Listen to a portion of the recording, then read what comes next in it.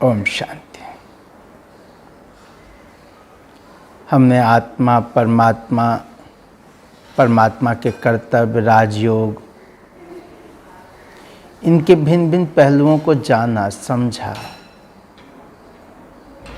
और आशा है आप सब इसको यथार्थ रीति समझ करके अपने अनुभव में भी लाए होंगे, प्राप्ति भी कर रहे होंगे। क्योंकि हम ज्ञान की बातें कितना भी सुने, सबसे मुख्य है जीवन में प्राप्ति करना,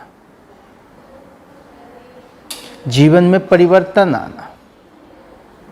जिस उद्देश्य से हम यह राजयोग का अभ्यास कर रहे हैं, जिस उद्देश्य से आप ये सुन रहे हैं, वो स्वरूप में आए। क्योंकि बिना स्वरूप के ज्ञान का कोई महत्व नहीं हो जाता।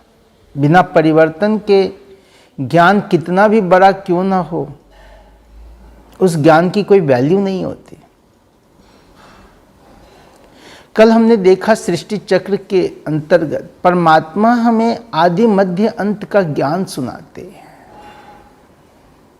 और इसीलिए परमात्मा को त्रिलोकीनाथ कहा गया, त्रिकालदर्शी कहा गया, क्योंकि वही है जो इस पूरे 5000 वर्ष की सृष्टि की आके व्याख्या करता है। परमात्मा ही है जो हमें आवागमन के राज को, गहरे रहस्यों को हमारे सामने रखता है। इसीलिए भक्ति में जब हम उनका भजन गाते हैं तो कहते हैं, शिव का डमरू डम डम बाजे, अगम निगम का भेद खोले। एक शिव बाबा ही हैं जो ये अगम निगम, आत्मा के आने और जाने की जो ये प्रक्रिया है, ये चक्र है, उसका गहरा रहस्य खोलते हैं। वो स्वयं आकर के हमें गति सद्गति देने के लिए, मुक्ति, जीवन मुक्ति देने के लिए यह राज खोलते हैं। तो कुछ सेकंड के लिए अपने मन बुद्धि को स्थिर करें, एकाग्र करें, अपने आत्मा पर कंसंट्रेट करें, देखें अपने सत्य स्वरूप को, बातें करें अपने आप से। मैं कौन, मैं कैसी, मैं कहाँ से आई, मुझे कहाँ जाना है। इन प्रश्नों से अपने उन सत्य स्वरूप को एहसास करें, रियलाइज करें।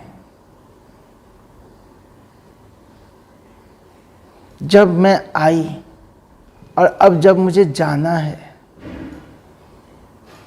तो मैं इधर उधर व्यर्थ की बातें क्यों?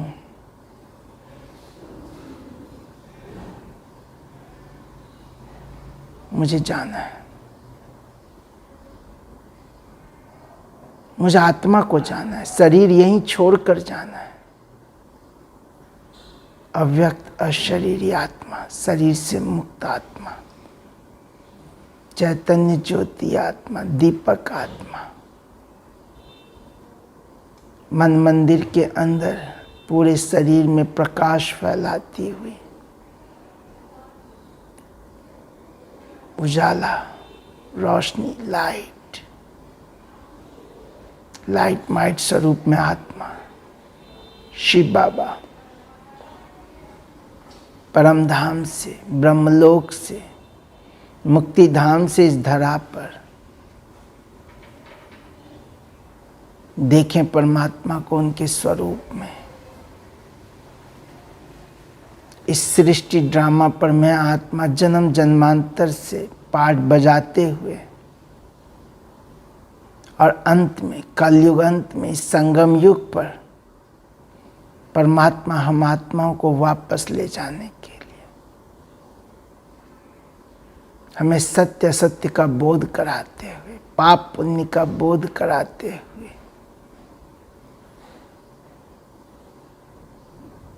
जीवन के रहस्य सुलझाते हुए, अब मुझे आत्मा को पावन बनकर, दिव्य बनकर वापस अपने घर जाना है।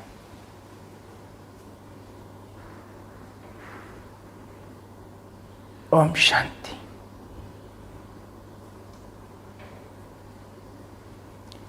कल हमने जहां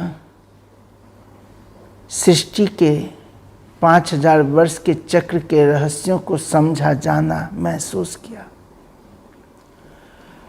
वहीं आज हम उसी चक्र को कल्प वृक्ष के रूप में देखेंगे और इस कल्प वृक्ष के माध्यम से हम धर्मों के इतिहास को समझने की कोशिश करेंगे। धर्म का व्यक्ति के जीवन के साथ बहुत गहरा नाता है। जन्म के साथ ही धर्म चालू हो जाता है और इसीलिए मनुष्य जीवन में धर्म और कर्म दोनों एक दूसरे के पर्याय हैं।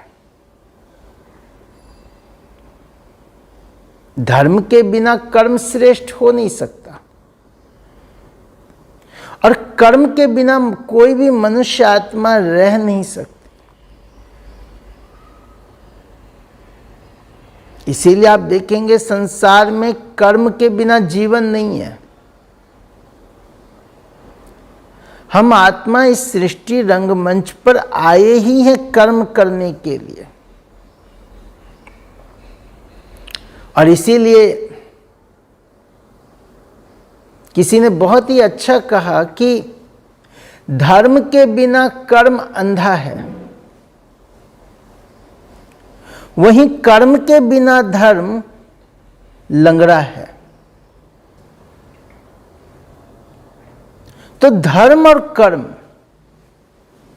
दोनों का जीवन में होना जरूरी है। तो यहां इस कल्प वृक्ष के माध्यम से हम यह जानने की कोशिश करेंगे कि धर्म का अर्थ क्या है, प्रारूप क्या है और ये जो इतने अनेक धर्म हैं, ये धर्म की उत्पत्ति क्यों हुई? इन अनेक धर्मों में सत धर्म क्या है? क्योंकि हम सब बार बार सुनते आए कि भगवान आते हैं, परमात्मा आते हैं सत धर्म की स्थापना करने के लिए, क्योंकि सत धर्म में ही शक्ति है। Religion is might. तो कौन से रिलीजन में शक्ति है, कौन से धर्म में शक्ति है? परमात्मा अधर्म का विनाश करने आते हैं। वो अधर्म का स्वरूप क्या है? तो यहां इसको हम इस कल्प वृक्ष के माध्यम से समझेंगे। जैसे एक संसार में बीज होता है, वो बीज जमीन में बोया जाता है, मिट्टी में डाला जाता है, वो अंकुरित होता है, बड़ा होता है। उस बीज के अंदर ही उसका पूरा वृक्ष का प्रारूप होता है।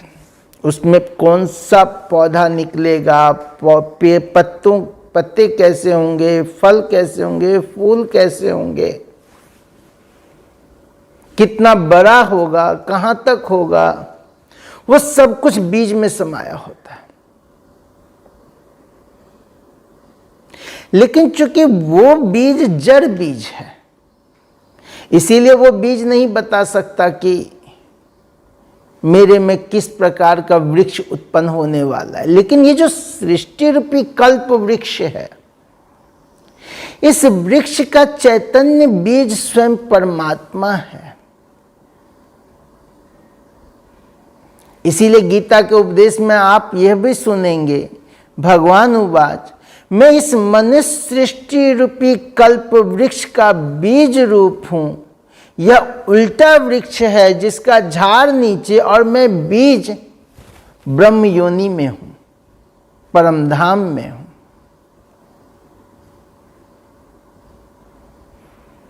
तो परमात्मा चैतन्य चैतन्य परमात्मा स्वयं आकर के इस मनुष्य सृष्टि रूपी कल्प वृक्ष के माध्यम से हमें धर्मों का सत्य सार समझाते हैं। सार, विस्तार नहीं। धर्मों का तो विस्तार बहुत है, और विस्तार होते होते ही उसका स्वरूप अधर्म की ओर हो गया। इस कल्प वृक्ष के बारे में मान्यताएं भी अलग अलग तरह की हैं। जैसे अगर देखें तो इस पर एक कहानी आती है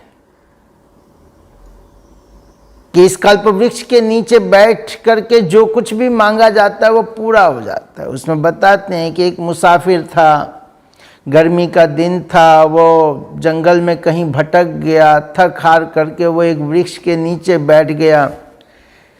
वो कल्प वृक्ष था। उसके नीचे बैठे बैठे उसके मन में विचार आया कि काश इस जंगल में इतनी गर्मी में मुझे पीने को ठंडा पानी मिल जाता।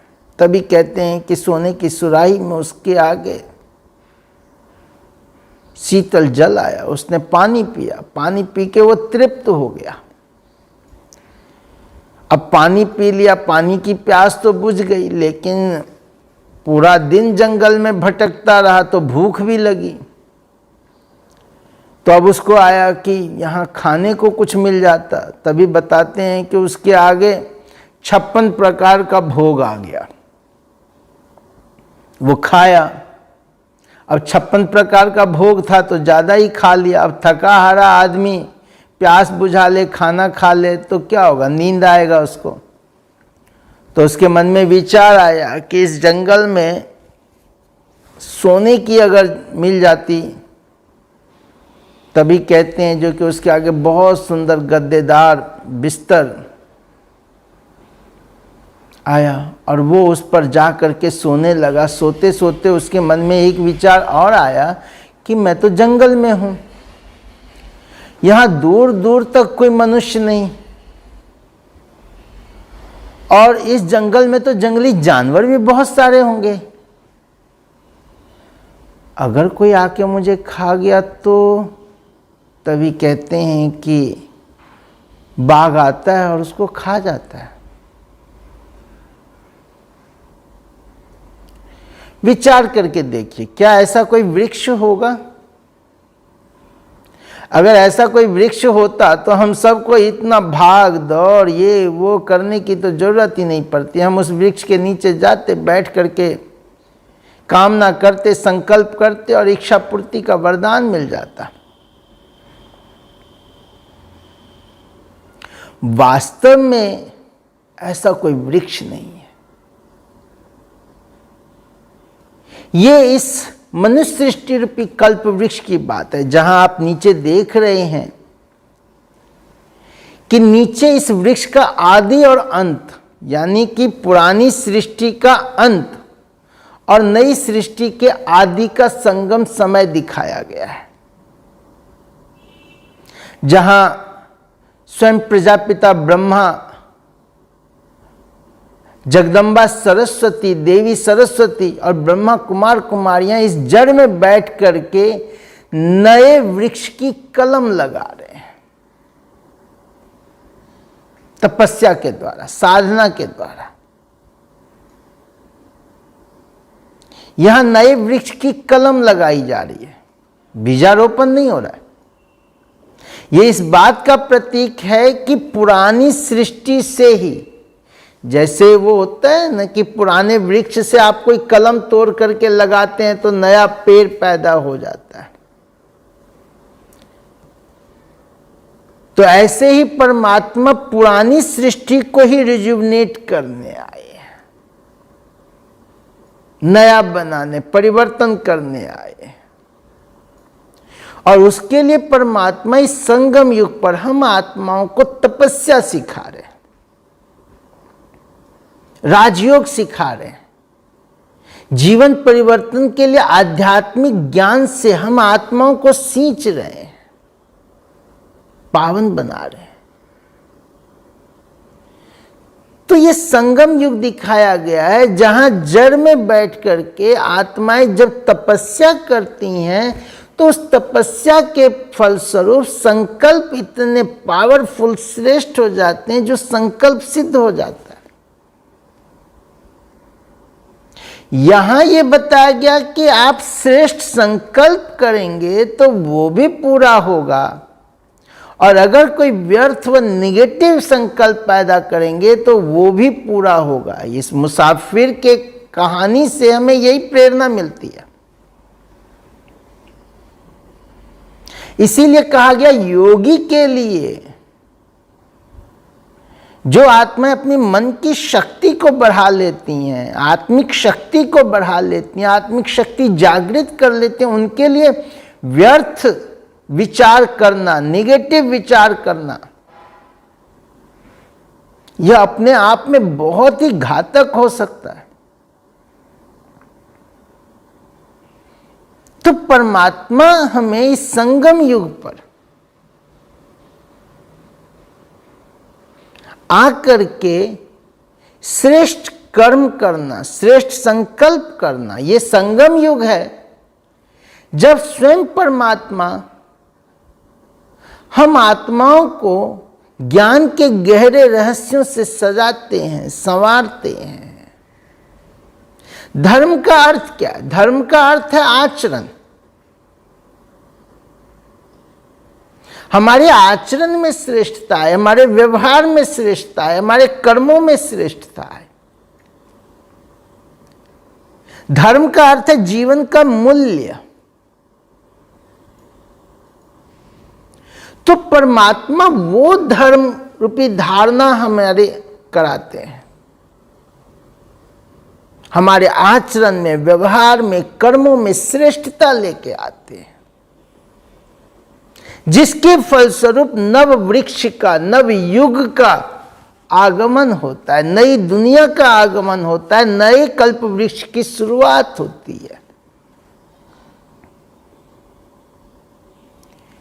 तो ये संगम युग, यहां परमात्मा कहते हैं कि आप अपने संकल्पों को जितना श्रेष्ठ, आप देखेंगे धर्म का जो उद्देश्य है वो क्या है? तो आत्म शुद्धि, प्रभु प्राप्ति। तो जब प्रभु मिलन होता है, प्रभु प्राप्ति होती है, तो परमात्मा हमारी आत्मा को शुद्ध बनाने के लिए हमें श्रेष्ठ संकल्प, तो परमात्मा कहते हैं आप अपने संकल्पों को श्रेष्ठ बनाओ, संकल्पों को सफल करो, समर्थ में, कल्याण में, और अपने अंदर से सारी निगेटिविटी, विकारों को खत्म करते जाओ, जिससे आत्मा शुद्ध बन सके। आत्मा अपनी ओरिजिनलिटी को, क्योंकि कल सृष्टि चक्र में हमने समझा कि मैं आत्मा जो अपने पोटेंशियल स्वरूप में एकदम प्योर थी, परफेक्ट थी, पावन थी, जब हम मूवमेंट में आते हैं, काइनेटिक स्टेज में आत्मा रूपी एनर्जी आती है, धीरे धीरे आत्मा कियोस के स्टेज, कलयुग अंत में तमो प्रधान स्टेज पर हम आत्मा पहुंचते हैं। फिर परमात्मा आकर के हमें रिचार्ज करते हैं। तो इस समय, इस संगम युग पर हम रिचार्ज हो रहे हैं, जिसके फलस्वरूप वृक्ष, और इसीलिए यहां पर तना में दो युग दिखाया गया, सतयुग और त्रेता युग। परमात्मा जिस सत्य धर्म की स्थापना करते हैं, उसके परिणाम स्वरूप दो युग तक, सतयुग त्रेता युग तक, एक ही धर्म, आदि सनातन देवी देवता धर्म, धर्म एक होता है। इसीलिए यहां तना के रूप में दिखा है। पूरे वृक्ष में तना ही है जो सबसे मजबूत होता है, क्योंकि वो एक होता है। इन दो युगों तक देवी देवताओं का अटल अखंड निर्विघ्न राज्य होता है। इन दो युगों तक धर्म और कर्म दोनों एक दूसरे में समाया होता है। धर्म का कर्म से अलग कोई रूप नहीं होता। इसीलिए इन दो युगों में न कोई मंदिर होती, न मस्जिद होती, न पूजा पाठ शास्त्र आदि कुछ नहीं होता। यहां कर्म ही धर्म, कर्म और धर्म एक दूसरे में समाहित होते हैं। जीवन दिव्य होता है, अलौकिक होता है। यहां द्वैतपना नहीं होता, मतभेद नहीं होता, कोई विकार नहीं होता।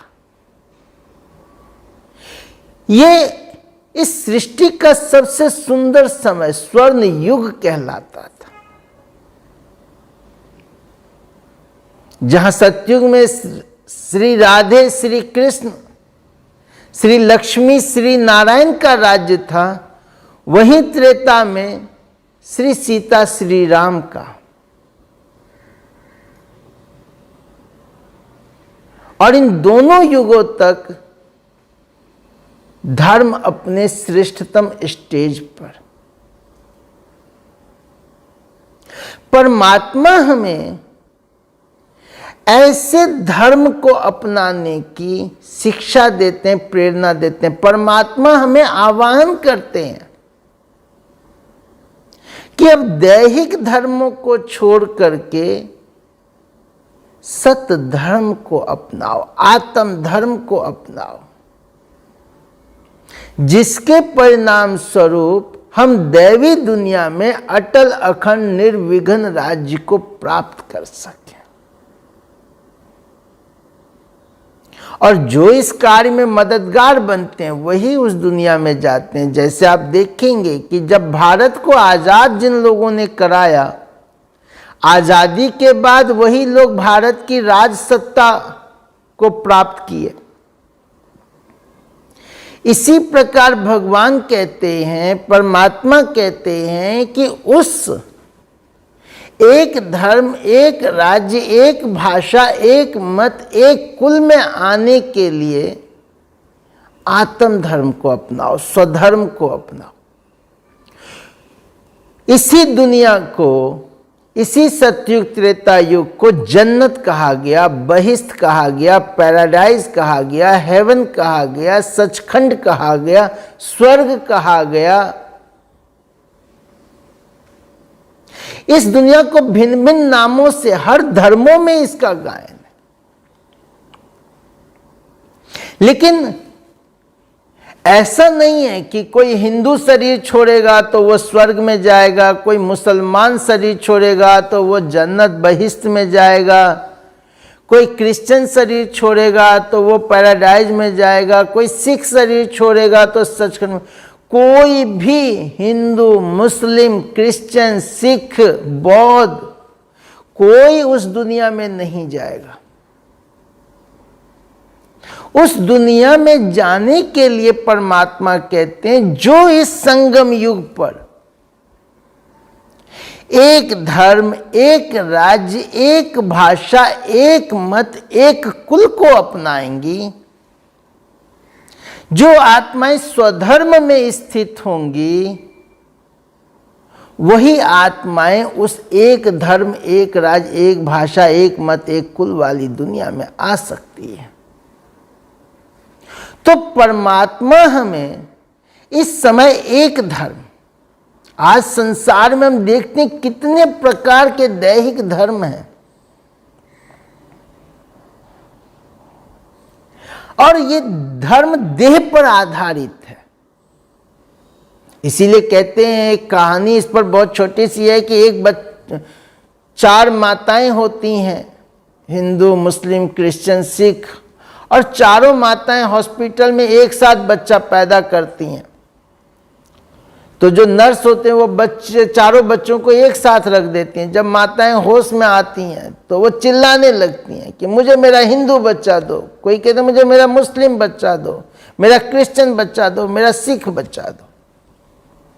अब वहां समस्या पैदा हो जाती है, क्योंकि रंग रूप एक जैसा,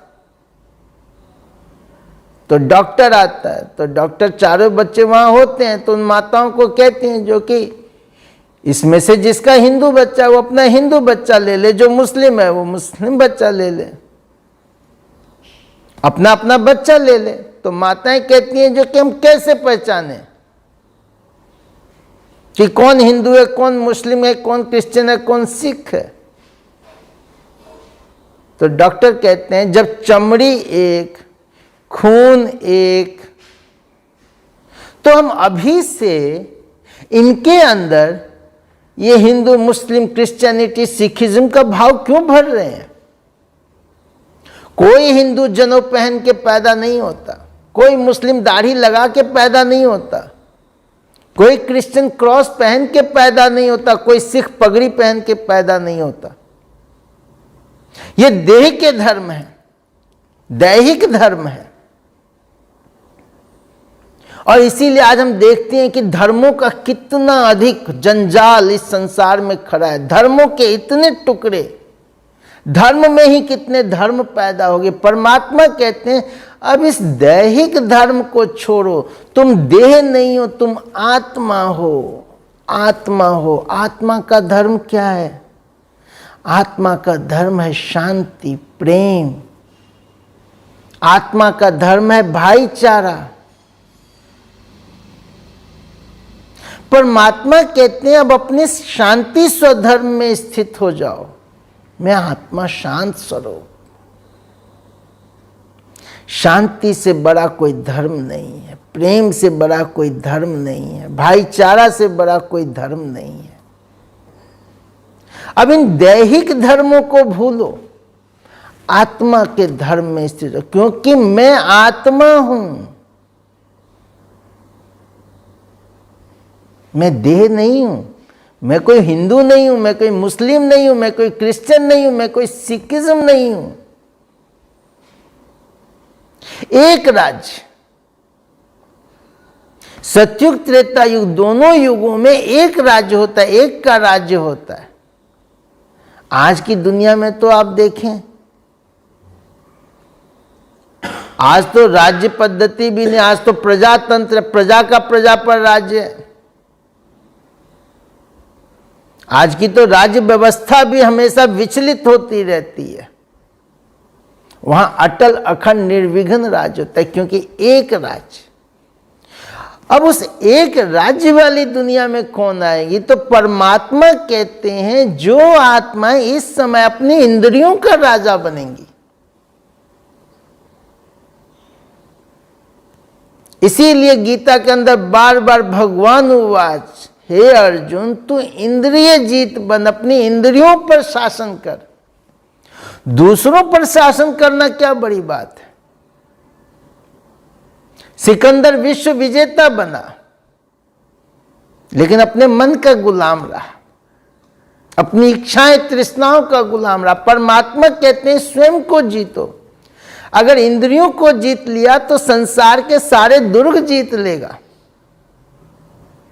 और मैं तुम्हें राजाओं का राजा बना दूंगा। तो परमात्मा कहते हैं इस समय जो ये इंद्रियां हैं, मन बुद्धि संस्कार है, आंख कान है, मुख है, हाथ पांव है। आप देखें ये आंखें, आंखें गलत नहीं देखती है। आंखों के द्वारा देखने वाली मैं आत्मा, लेकिन आंखों के अधीन आंखें भटक जाती हैं। कानों के द्वारा सुनने वाली मैं आत्मा, कान व्यर्थ निगेटिव में। मुख से कुछ भी निकल जाता है, मुख पर ही मेरा नियंत्रण नहीं है।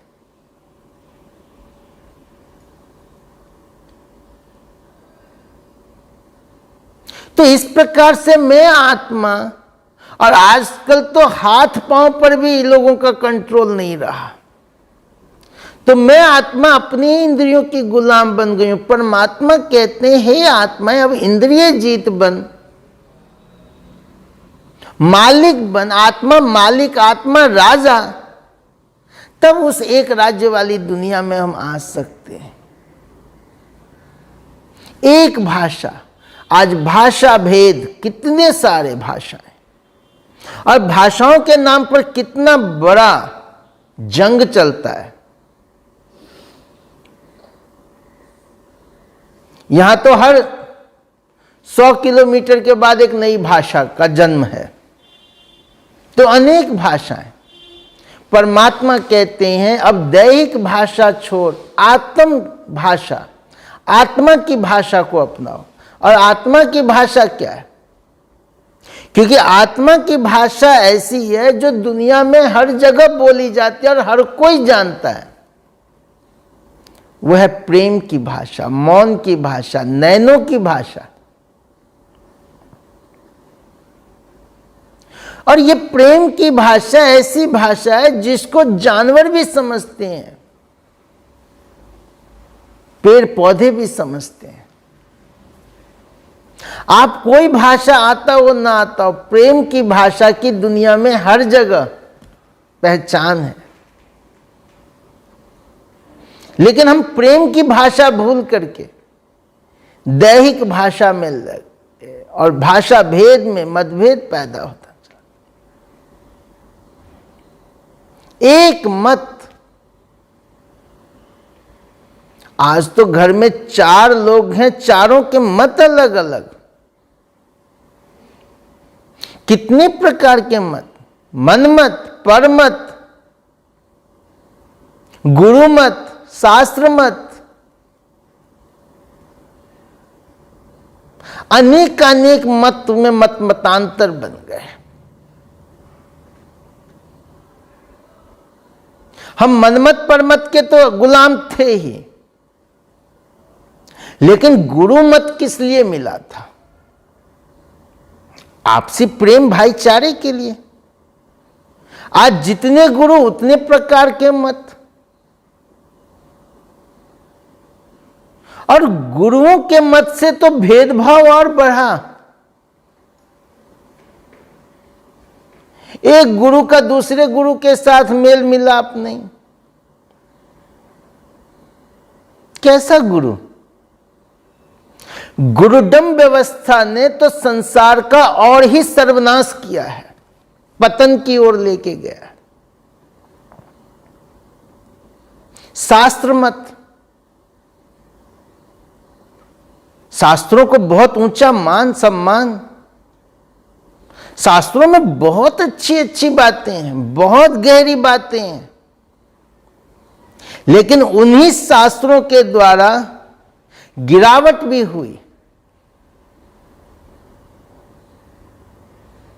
रामायण में सिर्फ इस प्रकरण की वजह से कि श्री राम चंद्र जी ने एक धोबी के द्वारा गलत सुना और अपनी पत्नी को जंगल भेज दिया। आज भले हम उस चीज को एक अलग रूप में पेश करें, जो भी करें, लेकिन इसके कारण इसी भारतवर्ष में लोगों ने अपनी पत्नियों का त्याग किया, सिर्फ दूसरों की गलत बातों को सुन करके। और क्या क्या होता है ये हम सब से अनभिज्ञ नहीं है। जहां कहते हैं जहां नारियों की पूजा सम्मान होता है वहां देवता भ्रमण करते हैं। देवता भ्रमण करते हैं। उसी नारी समाज को शास्त्रों ने सबसे ज्यादा नीचे गिराया। कितनी सुंदर सुंदर महावाक्य हम पढ़ते हैं। नारी नरक का द्वार है, नारी सर्पनी है, ढोल गवार पशु नारी ये सब तारन के हारी।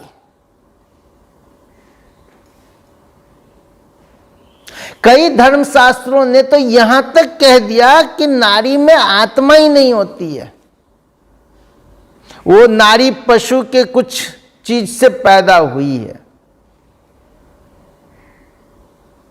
कुछ धर्मशास्त्र तो यहां तक कहते हैं कि नारी में आत्मा उसके घुटने में होती है। और समाज में पुरुष वर्ग ने अपने पुरुषत्व को कायम करने के लिए नारी समाज का निरंतर दोहन किया, शोषण किया, दबाया धर्म के नाम पर।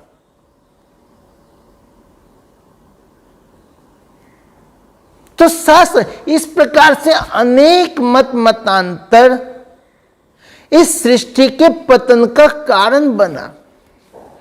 अब परमात्मा कहते हैं, हे आत्माएं, तुम इन सभी मत को, मन मत, पर मत, गुरु मत, शास्त्र मत, ये सब मत को भूलो और एक मेरी मत, श्रीमत, एक मेरी श्रीमत पर चलो तो मैं तुम्हें तुम्हारे पापों से मुक्त कर दूंगा।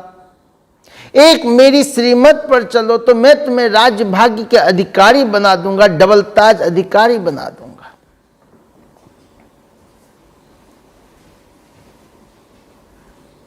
तो वो श्रीमत और परमात्मा के द्वारा श्रीमत जो दी गई, उसी पर हम सब एक शास्त्र का निर्माण किए जिसका नाम था श्रीमद् भागवत गीता, जो भगवान की गाई हुई, भगवान के द्वारा दिया गया ज्ञान है। और इसी श्रीमद् भागवत गीता के ज्ञान के आधार पर संसार के दूसरे दूसरे धर्म शास्त्रों की रचना हुई। लेकिन मनुष्य मत ऐड होने के कारण, मनमत ऐड होने के कारण, अपने अपने वर्चस्व को कायम रखने के कारण उसमें जो मत ऐड किया गया, जिसके कारण धर्म का पतन हुआ, धर्म का नाश हुआ, जीवन का नाश हुआ, आत्मा का नाश हुआ, आत्मा पतित बनी, तमो प्रधान बनी। अब परमात्मा कहते हैं मेरी मत पर चलो। एक कुल, आज संसार में कितना कुल, कितना जातिवाद। कोई दलित है, दलितों में भी कोई महादलित है, कोई ये है, कोई वो है, कोई क्षत्रिय है, कोई ठाकुर है, कोई ब्राह्मण है, कोई वैश्य, इतनी सारी जातियां, कोई काला है, गोरा है। लेकिन हम ये क्यों भूल गए कि इस ब्राह्मण, क्षत्रिय, वैश्य, शूद्र से पहले हम सब परमात्मा की संतान हैं। हम ये कैसे भूल गए कि हम तो उस एक कुल की भांति हैं, उस ईश्वरीय कुल की संतान है। ये विश्व एक परिवार है। हम सब आत्मा उस परमात्मा पिता की संतान है, एक कुल की भांति हैं। हम सब आत्मा हैं। और यही संदेश तो भारतवर्ष ने दुनिया को दिया था, विश्व बंधुत्व का नारा दिया था। इसी भारत में इतना जातिवाद, आज जातियों के नाम पर जो तमाशा हो रहा है, खेल हो रहा है। एक समय था जब अपर कास्ट ने लोअर कास्ट का दमन किया। आज अपर कास्ट लोअर कास्ट के बीच में एक युद्ध का वातावरण, अशांति का वातावरण बना। कभी आरक्षण के नाम पर, कभी किसी नाम। परमात्मा कहते हैं हे आत्माएं, तुम मुझ पिता परमात्मा की संतान हो, तुम आत्मा हो, तुम देव कुल की भांति हो, ईश्वरीय कुल की भांति हो, तुम आत्मा हो। जो आत्माएं ईश्वरीय कुल की बनेंगी वही उस एक कुल वाली दुनिया में आ सकती हैं। तो इस प्रकार से परमात्मा कहते हैं एक धर्म, एक राज्य, एक भाषा, एक मत, एक कुल को अपनाओ तो सत्युग त्रेता युग रूपी अटल अखंड निर्विघ्न राज्य में राज्य पद के अधिकारी बनेंगे। परमात्मा हमारे लिए स्वर्ग लेके आए, हेवन लेके आए हैं, हथेली पर खुदा बहिष्ठ लेके आया है। लेकिन वो दुनिया में जाने के लायक बनना पड़ेगा। उसके लिए परमात्मा हम आत्माओं को ज्ञान देते हैं। 2 युग तक संपूर्ण सुख, शांति, समृद्धि होती है, कोई चीज की कमी नहीं होती। हम सतयुग त्रेता युग में कोई पुण्य कर्म नहीं करते, वो प्रालब्ध वर्षा है, परमात्मा का वर्षा, परमात्मा का प्रालब्ध, 21 जन्मों का राज्य भाग्य। लेकिन धीरे धीरे वो राज्य भाग्य समाप्त होता जाता है, पुण्य का खाता जमा हो जाता है। जैसे कोई व्यक्ति बहुत सारा कमाई कर ले और सिर्फ खाए तो क्या होगा, अंत में खत्म हो जाता है। तो सतयुग त्रेता युग के बाद द्वापर में हम आत्माएं, हमारी आत्मा की बैटरी धीरे धीरे डिस्चार्ज होती गई, तो आत्मा में विकारों की उत्पत्ति होती गई और हम आत्माएं स्वर्ग से नरक में आ गए, द्वापर युग में आ गए, विकारी पतित तमो प्रधान बन गए। और भिन्न भिन्न शास्त्रों में इसका यादगार दिखाया। हम एडम ईव की जो कहानी पढ़ते हैं कि परमात्मा ने एक फल एप्पल खाने के लिए मना किया था, लेकिन शैतान के बरगलाने पर एडम और ईव दोनों ने वो फल खाया और फिर परमात्मा ने उनको श्राप दे दिया। वास्तव में परमात्मा ने हमें दैहिक फल खाने के लिए मना किया था, देह के आकर्षण में आने के लिए मना किया था। लेकिन त्रेता लास्ट में हम आत्माएं जब दैहिक आकर्षण में आ जाते, देहभान में आ जाते, विकारों में आते, काम क्रोध लोभ मोह अहंकार के वश होते चले जाते, हम आत्माएं पति तमो प्रधान बनते चले जाते हैं और ये दुनिया स्वर्ग से नरक में बदल जाती है। परमात्मा ने नरक नहीं बनाया, परमात्मा ने कोई नरक में हमें धकेला नहीं, धक्का नहीं दिया, लेकिन यही धरती जो देव भूमि थी, जो स्वर्ग भूमि थी, वो नरक बन गई। तो जब हम आत्माएं द्वापर में विकारी पतित बनते हैं तो फिर से हमें परमात्मा की याद आती है। फिर आत्मा को स्वयं को पावन बनाने की, इसीलिए हम शुरू से विषय विकार मिटाओ पाप हरो देवा, मुझ निर्गुण हारे में कोई गुण नहीं, आपे ही कृपा करो दाता। हमने परमात्मा को पुकारना शुरू किया, फिर हमने मंदिर बनाना शुरू किया, पूजा पाठ की सामग्री बनानी शुरू की। और जो हम आत्मा एक धर्म आदि सनातन देवी देवता धर्म की थी, द्वापर युग में वही आदि सनातन देवी देवता धर्म सनातन धर्म कहलाने लगता है। जो सनातन धर्म ईरानी पारसी लोग जब भारत में आते हैं उनके द्वारा फिर ये हिंदू कहलाने लगता है, क्योंकि जो पारसी लोग हैं वो सौ नहीं बोलते, ह बोलते हैं। तो सिंधु घाटी के नजदीक होने के कारण, सिंधु घाटी के किनारे ये भारत भूमि होने के कारण सिंध प्रदेश को हिंद प्रदेश और सिंध प्रदेश में रहने वाले लोगों को हिंदू कहने लगते। आज भी जो गुजरात के बलसाड़ के तरफ जो ईरानी पारसी लोग हैं वो स नहीं बोलते, ह बोलते हैं। इस प्रकार सनातन धर्म हिंदू धर्म में बदल जाता है और सनातन धर्म में ही वर्ण व्यवस्था, ब्राह्मण क्षत्रिय वैश्य शूद्र जात पात, शुरू में जो वर्णाश्रम बना था वो कर्म पर आधारित था। ज्ञान देने का, धर्म का, पूजा पाठ का कार्य ब्राह्मण करेगा, राष्ट्र रक्षा का कार्य क्षत्रिय करेगा, व्यापार का कार्य वैश्य करेंगे और जो और तरह के कर्म है वो शूद्र करेंगे। लेकिन वो कर्म पर आधारित था। धीरे धीरे हमने उसको जाति प्रथा में बदल दिया और इसके परिणाम स्वरूप और कितने प्रकार की जाति भेद में आके लड़ाई झगड़े ये सब होने लगा। भारत में निरंतर धर्म का ह्रास होने लगा, पतन होने लगा। वहीं जब ये सृष्टि नरक बनती है तो जो एक दुनिया होती है वो कई दुनियाओं में बट जाती है। तो जो अफगान ईरान तरफ का एरिया, उसके आगे का एरिया था जो मिडिल ईस्ट कहलाता था, वहां भी सनातन धर्म के लोग ही थे। वहां एक आत्मा का, एक पवित्र आत्मा, श्रेष्ठ आत्मा का आना होता है जिसका नाम होता है इब्राहिम, जिसे अब्राहम कहते हैं। अब्राहम के माता पिता महादेव के भक्त थे, मूर्ति पूजा करते थे। उन्होंने इब्राहिम नाम अब्राहम ब्रह्मा के नाम पर रखा था, वो ब्रह्मा को भी मानते थे। लेकिन इब्राहिम जब छोटा सा था तभी से वो मूर्ति पूजा का विरोध करता था और कहते हैं कि उसके माता पिता उसको डांट के चुप करा देते थे कि भगवान के लिए ऐसे नहीं बोलते, भगवान नाराज हो जाएंगे। लेकिन बताते हैं कि जब वो थोड़ा बड़ा हुआ, 12-14 साल का हुआ होगा। तब एक दिन उसके माता पिता मेले में गए, क्योंकि उधर तो और तरह का कारोबार था नहीं, मूर्ति बनाना मुख्य पेशा था और भेड़ पालन करना, क्योंकि खेती उस रूप में उधर होती नहीं थी, मिडिल ईस्ट का जो एरिया था। तो एक दिन पूरे गांव माता सब मेले में गए मूर्ति बेचने के लिए, मेला लगा था। अब्राहम उस दिन जानबूझ करके घर में रह गया कि मेरी तबीयत ठीक नहीं, और पीछे से उसने सारी मूर्ति तोड़ दी। जब घर वाले शाम को वापस लौटे, देखते हैं मूर्ति खंडित हुआ पड़ा, और मूर्ति खंडन होना तो बहुत बड़ा पाप माना जाता।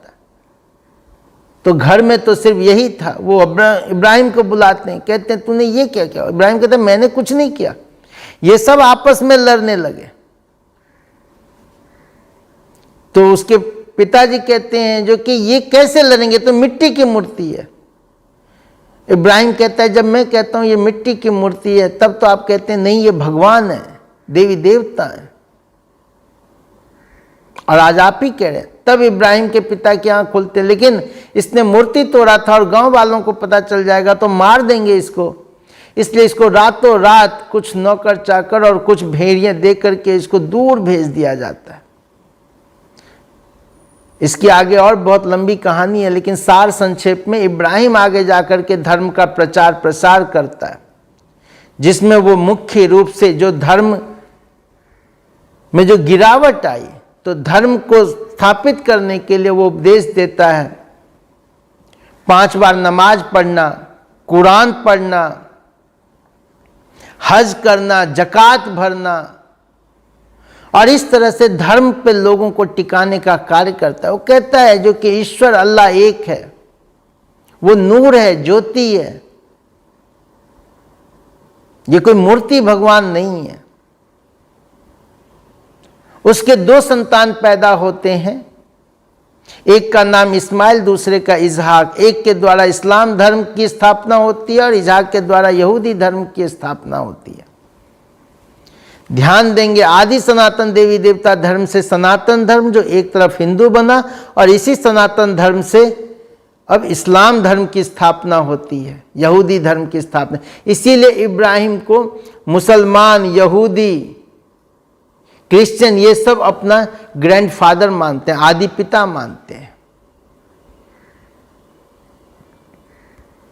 इधर भारतवर्ष में हिंदू धर्म में अति गिरावट आ जाता है। दुख, भोग, विलास, गरीबी, बीमारी, ये सब अति पे पहुंचता रहता है। तभी बुद्ध का आना होता है। और हम सब जानते हैं कैसे सिद्धार्थ ने घर छोड़ा और आगे जाके कैसे बौद्ध वृक्ष के नीचे उसे ज्ञान की प्राप्ति हुई, और वहां से एक नए धर्म की शुरुआत होती है, बौद्ध धर्म की।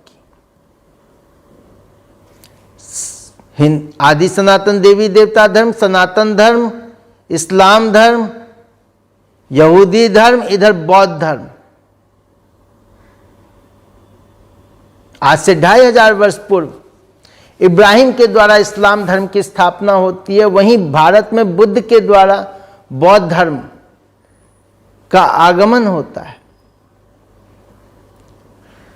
फिर इधर पश्चिम की तरफ, यूरोप की तरफ, जहां यहूदी धर्म का प्रचार प्रसार था, वहां राजा स्वयं को भगवान, राजा को भगवान का दर्जा दिया जाता है। वहां राजाओं को देवदूत माना जाने लगा। अब राजा चूंकि भगवान कहलाने लगा, देवदूत कहलाने लगा, तो राजा के जो सिपाही थे, सैनिक थे, वो भी अत्याचार शोषण करने लगे। वो जो कह देते थे वही भगवान की आज्ञा मानी जाती थी। अलेक्जेंडर को भी देवदूत कहा जाता था। वहां पर जीसस क्राइस्ट का, वहां नफरत, हिंसा, वैर भाव इतना आ गया कि वहां क्राइस्ट का आना होता है, और क्राइस्ट आकर के प्रेम और भाईचारे का संदेश देते हैं। God is love. और इस प्रकार क्रिश्चियनिटी की, इस प्रकार से आप देखेंगे तो इस कल्पवृक्ष के अंदर हिंदू धर्म, इस्लाम धर्म, बौद्ध धर्म, क्रिश्चियन धर्म, ये 4 प्रमुख धर्म द्वापर युग में आते हैं। और धीरे धीरे इनकी शाखाएं विस्तार को पाती जाती हैं। जैसे जैसे विस्तार को पाती जाती है, इन धर्मों के भी फिर अनेक टुकड़े होते हैं। धर्म का स्वरूप कमजोर पड़ने लगता है। पहले एक धर्म था तो मजबूत था, अब अनेक धर्म हो गए तो धार्मिक विद्वेष बढ़ता चला गया, मतभेद बढ़ता चला गया। मेरा धर्म बड़ा तो मेरा धर्म बड़ा। धर्म का जो मूल रूप था शांति, इस्लाम का अर्थ क्या होता है? शांति। क्राइस्ट क्यों आए? प्रेम का, भाईचारा का संदेश देने के लिए। बुद्ध अहिंसा परमो धर्म। आज संसार की रूपरेखा क्या है? तो धर्म के नाम पर यह हो गया मेरा धर्म पिता। शिक्षा जो है उसको हम भूल गए, शिक्षक को पकड़ लिया, शिक्षक के कपड़े को पकड़ लिया, शिक्षक के ने इतनी शादियां की तो हमारे यहाँ इतनी शादियां करना अलाउ हो गया। शिक्षक के आचरण के अनुसार से हमने अपने आप को ढालना शुरू कर दिया। उन्होंने जो शिक्षाएं दी वो एक किनारे हो गया। और इस प्रकार से कलयुग में आकर के इन धर्मों के भी अनेक टुकड़े होते हैं। हिंदू धर्म के तो टुकड़े ही टुकड़े होते चले जाते हैं। और आज हिंदू धर्म में इतना विभाजन है, उसकी तो गिनती क्या किया जाए। वहीं इस्लाम धर्म में कितने टुकड़े, शिया सुन्नी, उन शिया सुन्नी में भी इतने प्रकार के टुकड़े। आज अगर आप देखें तो इस्लाम में सबसे बड़ा युद्ध जो चल रहा है वो शिया सुन्नी के बीच चल रहा है। और हमारे यहां भी इस तरह के झमेले होते ही रहते हैं। वहीं बौद्ध में हीनयान, महायान, कैथोलिक में एक कैथोलिक और प्रोटेस्टेंट, क्रिश्चियन धर्म में जो कैथोलिक के प्रोटेस्ट में खड़ा हुआ वो प्रोटेस्टेंट। और आगे चल करके इन धर्मों में भी जातिवाद और तरह की चीजें फैलती चली गई।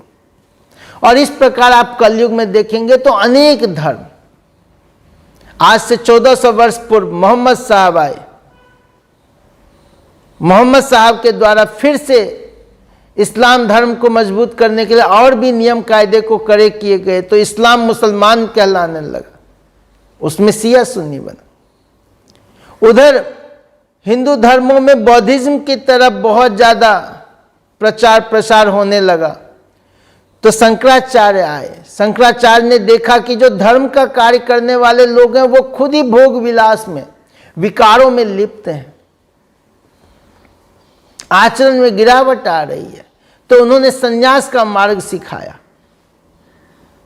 उन्होंने जंगल जाने का उपदेश दिया। और जो नारी के प्रति इतना ज्यादा आकर्षण व्याप्त हो गया था, सभी आत्माएं देह के भोग विलास में डूबे हुए थे और जिसके कारण और भी अधिक गिरावट आती चली गई। तब शंकराचार्य ने कहा नारी नरक की द्वार है। और उस समय शंकराचार्य का उपदेश संदेश इतना क्रांतिकारी था कि बड़े बड़े लोग, यहां तक कि राजा गोपीचंद, राजा भर्तृहरि, ये सब भी राजपाट त्याग करके जंगल संन्यास की ओर चल पड़े। और इस कलयुग में 500 वर्ष पूर्व एक और प्रमुख धर्म, सिख धर्म, गुरु नानक देव जी के द्वारा। लेकिन सिख धर्म किसी उद्देश्य से अर्थ बना था। ये मुसलमानों से एक तरह से हिंदू धर्म की रक्षा करने के लिए आया और एक व्यक्ति के अंदर धार्मिक आचरण व्यवहार को मजबूत करने के लिए, आत्मा को परमात्मा में, उस ओंकार में, निराकार में मन को लगाने के लिए। लेकिन आज अगर आप देखेंगे इस कल्प वृक्ष में आप देख रहे हैं कि इसकी इतनी शाखाएं, और इस समय अनेक मठ, पंथ, संप्रदाय, कितने मठ पंथ बन गए, कितनी संप्रदायां आ गई। तो कलयुग में धर्म अधर्म का स्वरूप लेता है।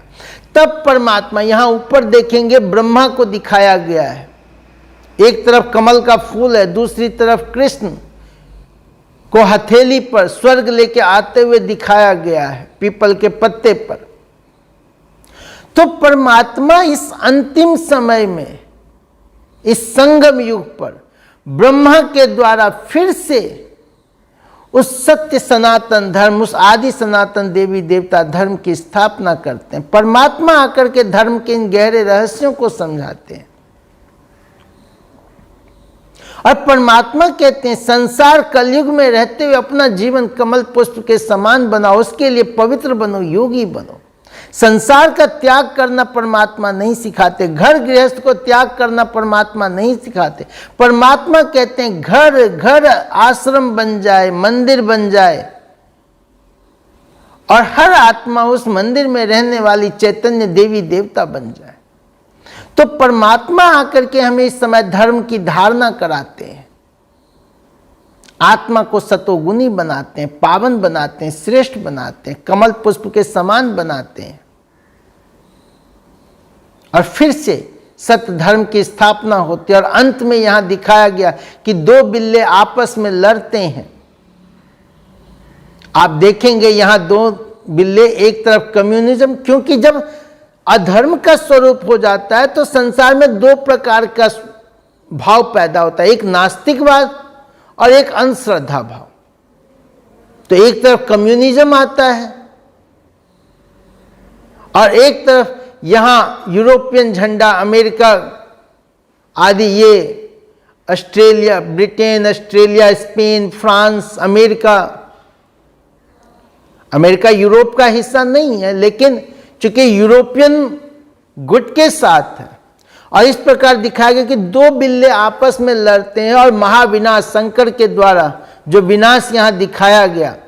एक तरफ आप ऊपर में देखेंगे तो गृह युद्ध, भारत में गृह युद्ध, जो महाभारत युद्ध दिखाया गया कि भाई भाई आपस में लड़ेंगे और खून की नदियां बहेंगी।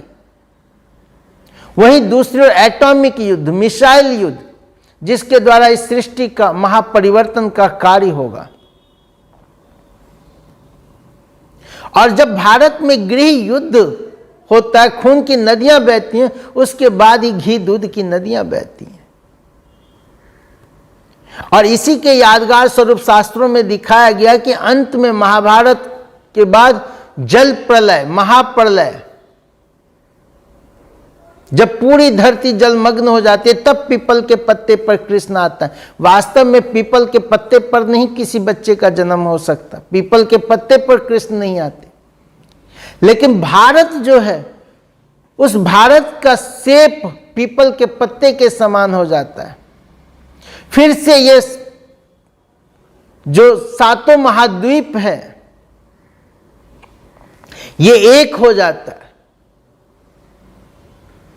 हम सब भूगोल के माध्यम से जानते हैं कि किसी समय धरती एक साथ थी, लेकिन आज से 2500 वर्ष पूर्व कुछ ऐसी प्राकृतिक घटना घटती है जिसके कारण अलग अलग महाद्वीपों का निर्माण होता है।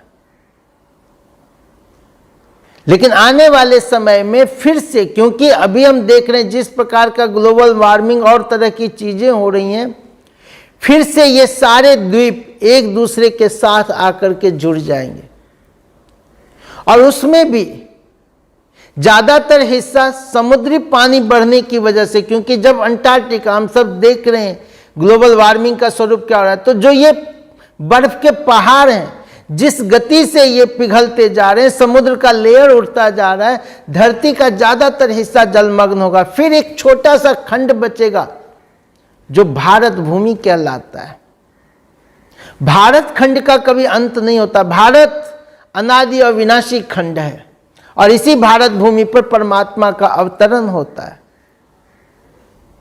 तो जब भारत एक छोटा सा खंड होता है, वहां श्री कृष्ण का जन्म होता है और उस श्री कृष्ण के द्वारा फिर से सत्युगी दुनिया, दैवी दुनिया का आगमन, शुरुआत होती है। तो इस तरह परमात्मा कहते हैं कि हे आत्माएं, ये परिवर्तन की वेला है, ये संगम वेला है। मैं परमात्मा आकर के तुम आत्माओं को धर्म श्रेष्ठ कर्म श्रेष्ठ करने की शिक्षा देता हूं। इसके लिए आध्यात्मिक ज्ञान है, ये राजयोग की शिक्षा है। परमात्मा आकर के हमें राजयोग सिखाते हैं, आत्मा को शुद्ध बनाते हैं, पावन बनाते हैं। परमात्मा ने ऑर्डिनेंस निकाला है, पवित्र बनो, योगी बनो। जो आत्मा इस समय पावन बनेंगी, योगी बनेंगी, जो आत्माएं जीवन में मूल्यों को धारण करेंगी, दिव्यताओं को धारण करेंगी, आत्माएं डिवाइन बनेंगी, तो फिर से एक धर्म वाली दुनिया आएगी। और परमात्मा कहते हैं कि इसी कार्य में भगवान बाप आकर बच्चों से मदद मांगता है। इस समय अंधश्रद्धावश अधर्म का रूप विस्तार को है। तो यहां ये बातें, इसलिए ऐसा नहीं है, कई बार लोग जब ब्रह्मा कुमारी में आते हैं तो कहते हैं कि हम कृष्ण को नहीं मानते, हम राम को, हम तो सबको मानते हैं। इसीलिए तो हम कृष्ण जैसा जीवन बनाने का ज्ञान यहां पे दिया जाता है, राम जैसा मर्यादा पुरुषोत्तम बनने का ज्ञान दिया जाता है, जीवन की धारणाएं सिखाई जाती हैं, मूल्य सिखाया जाता है। बड़ा वकील का फोटो लगा लेने से कोई वकील नहीं बन जाएगा, कोई वकालत में टॉप नहीं जाएगा। वकालत की पढ़ाई पढ़नी पड़ती है, डॉक्टरी की पढ़ाई पढ़नी पड़ती है, इंजीनियरिंग की पढ़ाई पढ़नी पड़ती है। चित्रों से कुछ नहीं होता। हम देवी देवताओं का फोटो लगा लें घर में, उससे हम देवी देवता नहीं बनेंगे। देवी देवता बनने के लिए दैवी आचरण को अपनाना पड़ेगा, अपने व्यवहार कर्म को शुद्ध बनाना पड़ेगा। जो हमारा बोल व्यवहार कर्म खान पान में तामसिकता आ गई, अशुद्धि आ गई, विकार आ गए, उसको समाप्त करना पड़ेगा। आत्मिक दृष्टि अपनानी पड़ेगी, आत्मिक वृत्ति अपनानी पड़ेगी, आत्मा स्वरूप में हर आत्मा को देखना पड़ेगा, तभी आत्मा शुद्ध पावन बनेगी। तो कल्प वृक्ष के माध्यम से हमने धर्मों के इतिहास को समझा, जाना। हम सब एक धर्म के हैं, आदि सनातन देवी देवता धर्म के हैं। तो भाइयों बहनों, इस समय हम इस धर्म के वास्तविक स्वरूप को जब जीवन में लाएंगे, तभी ये धर्म हमें शक्ति प्रदान करेगा। आज धर्म में शक्ति नहीं है,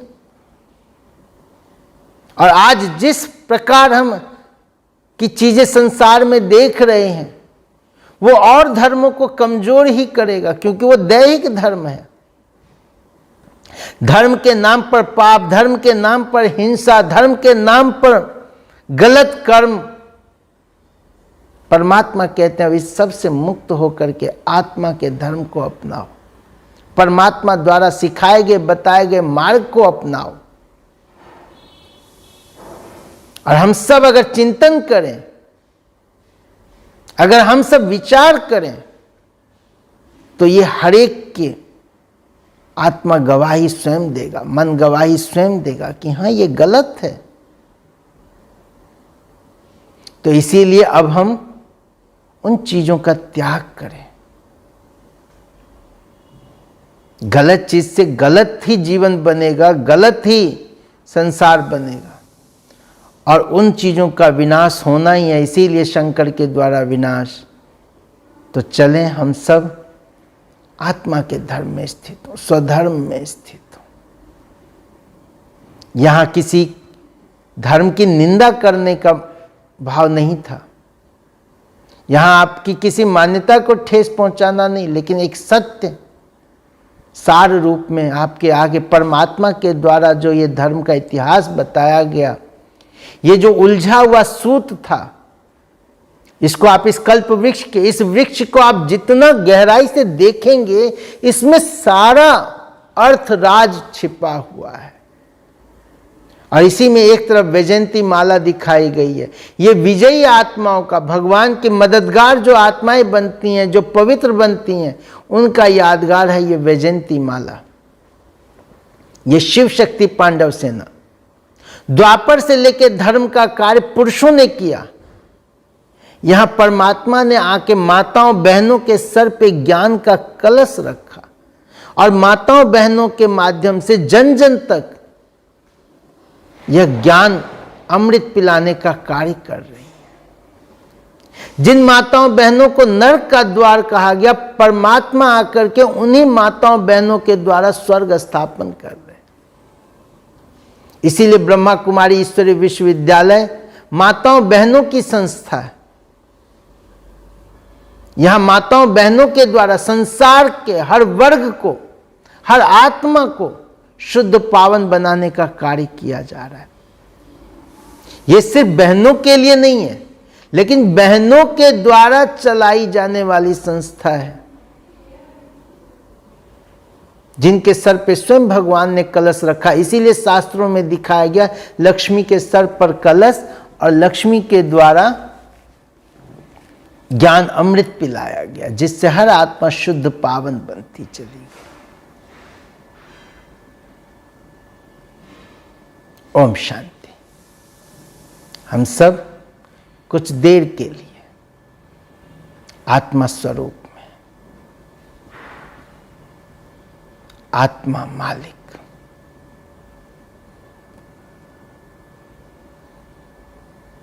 आत्मा का धर्म शांति, प्रेम, सुख, पवित्रता, चमकती हुई आत्मा,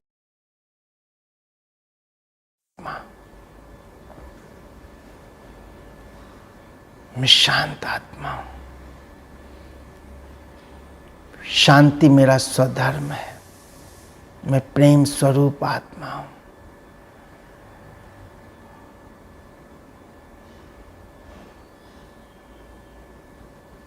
स्थित हो जाए अपने शांत स्वरूप में।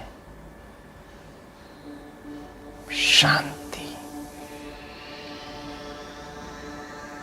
मैं आत्मा राजा, अपनी इंद्रियों का राजा, मालिक, मन का मालिक।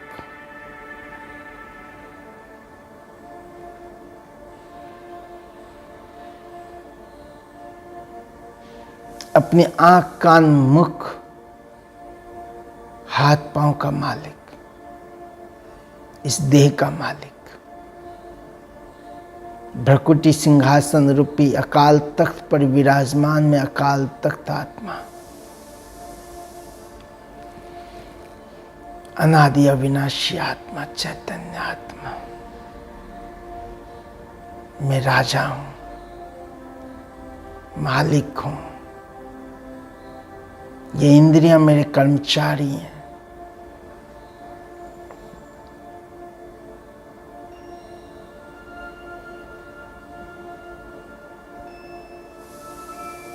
मुझ आत्मा का एक ही संस्कार, एक ही भाषा, प्रेम,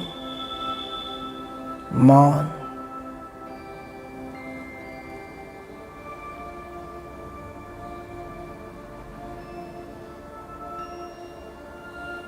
प्रेम की भाषा। मुझे हर आत्मा के प्रति प्रेम का भाव, प्रेम की दृष्टि।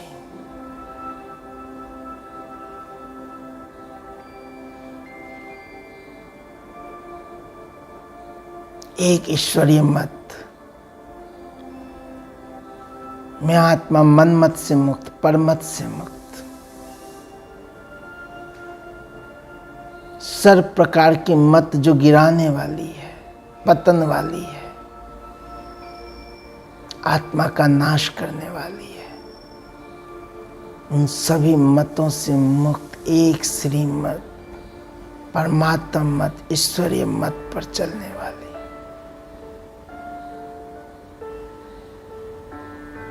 पवित्र को जीवन में धारण करने वाले, एक ईश्वरीय कुल की, ईश्वर पिता की संतान, ईश्वरीय कुल की भांति में आत्मा।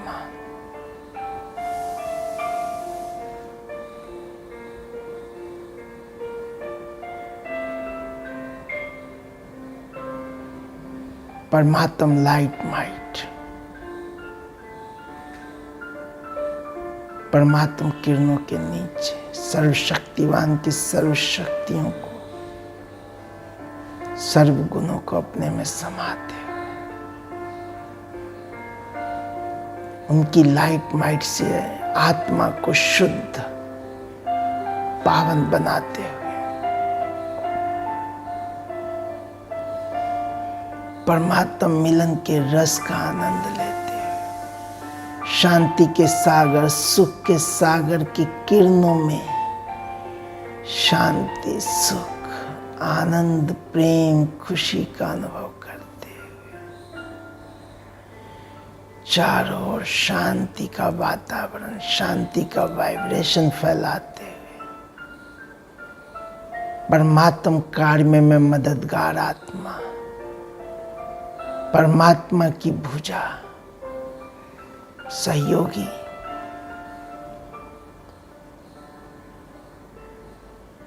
स्वर्ग की निर्माण में मददगार, घर घर को पावन बनाने के लिए मैं आत्मा, चैरिटी बिगिंस एट होम, स्वयं से, अपने आसपास से शांति और प्रेम का वातावरण बनाते हुए, वाइब्रेशन फैलाते हुए, हर आत्मा के प्रति, हर एक के प्रति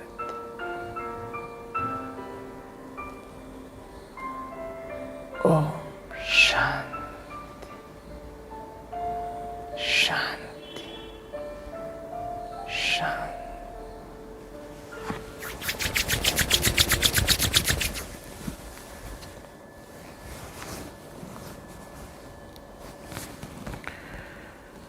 ओम शांति।